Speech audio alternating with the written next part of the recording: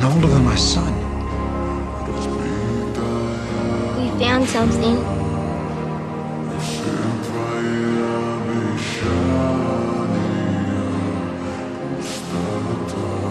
Good to have you back, Spider-Man.